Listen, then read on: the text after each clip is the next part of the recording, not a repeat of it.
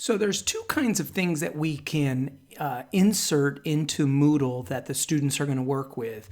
They're largely two main categories. One's called resources and one's called activities. And really, the difference between the two, resources are static things that the students read or maybe they watch on a video, but there's no real interaction. The activities are things that we can insert into Moodle where the students really interact with the content. So let's take a look at what those are. So I'm in my sandbox class. I'm logged in as the teacher. I'm going to turn editing on, and it doesn't really matter where I go. Let's just go into topic 5 here.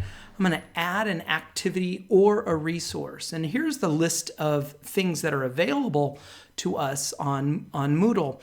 Resources, these things are all basically kind of static things that the students read or watch on a video, or they click to go to a link, a website. So these are static.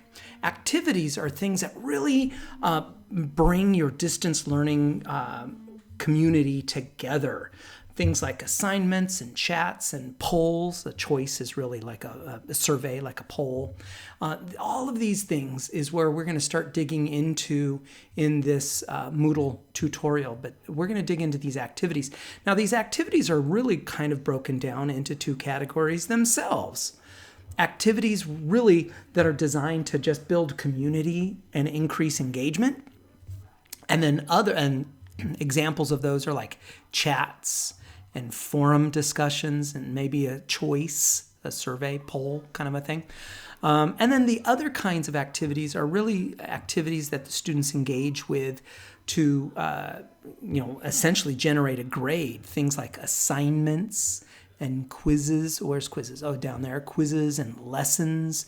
These three, assignments, lessons, and quizzes, design or create grades, whereas chat, choice, and forum create community.